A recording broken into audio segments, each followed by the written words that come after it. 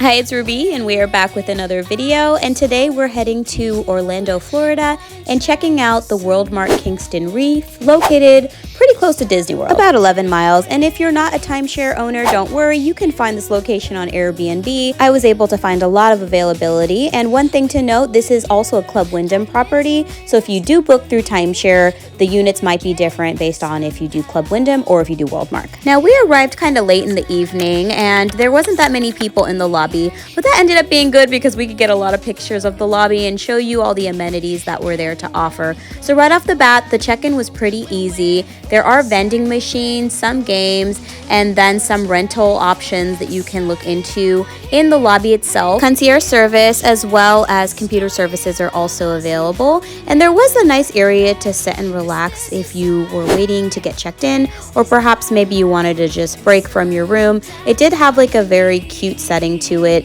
and it was very welcoming and comfortable. Parking is limited, so if you're traveling with multiple vehicles, be prepared to have maybe a limit on how many cars you can have, regardless of the unit size. Now, since I brought up the unit, we are going to be checking into the 3-bedroom suite, and that featured a king bed, 2 twins, and a queen bed. I want to note that depending on how you book, there's different configurations for the bedrooms. If you have a preference, make sure you book that appropriately through whatever site you book, as well as calling ahead to make sure you get the bed type that you're expecting. This unit featured 2 bathrooms. In our room configuration, the bathroom was immediately left once you entered the unit.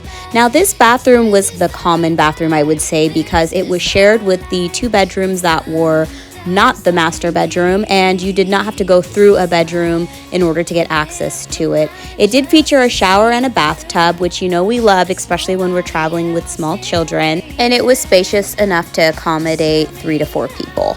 Now, moving on into the bedroom that had the 2 twin beds.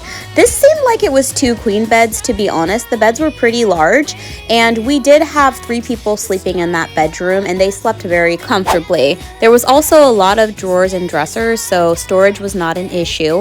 A TV was present. It wasn't a smart TV, but you know, I always recommend bringing your Fire Stick and making any TV a smart TV.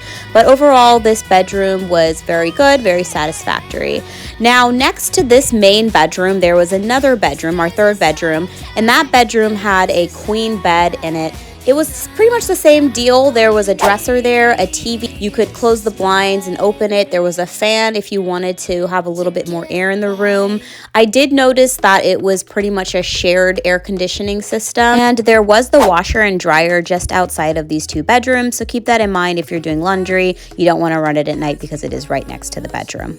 When you leave those bedrooms and head down the hall, you're going to run right into the kitchen and also the dining area, as well as the living room space. The living room does feature a pull-out bed. We did utilize it for our small children, and I did really like this space because, one, it was really open. It did allow for a common area for everybody to come have breakfast, hang out, talk, and just spend time together. This is a full kitchen in this unit, so you're going to have a lot of appliances and things to cook with. Make sure to call down if you need anything or if you're missing anything, but essentially hit the store and get to cooking because there's pretty much everything that you need in that kitchen. After you leave the kitchen and walk through the living room, the master suite is right to your left, well, at least in our configuration. This room featured a king bed, modern lighting, dressers, a large closet, and a standalone bathroom, meaning that the bathroom had its own door and was separate from the master suite. One thing that I found was common in this room as well as the others is there was a lot of storage space, and it did feel like the rooms themselves were spacious. There wasn't any special LED lighting in the bathroom, but it did have a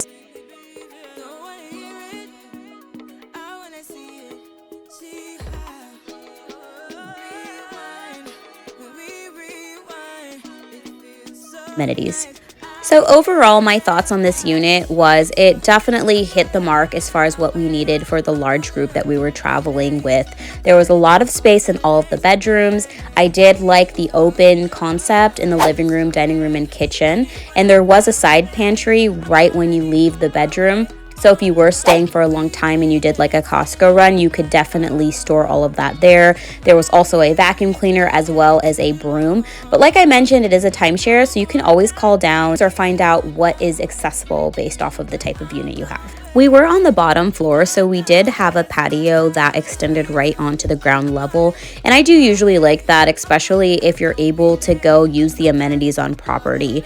Now, there were a lot of amenities on property that we did not get to use, mostly because the time we came out there, it was raining. And we did end up going to Epcot, but there is a life-size chess place as well as kids play area and a pool. So there's definitely a lot of things on site if you were looking for a staycation and you weren't planning to go to the parks. If you are planning to go to the parks and you want to know if this is a good option, I would say yes.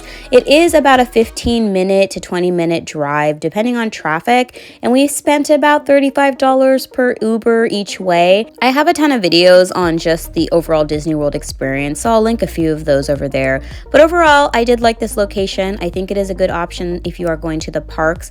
It is located pretty close to SeaWorld and some of those different locations, so definitely check it out on a map before you book.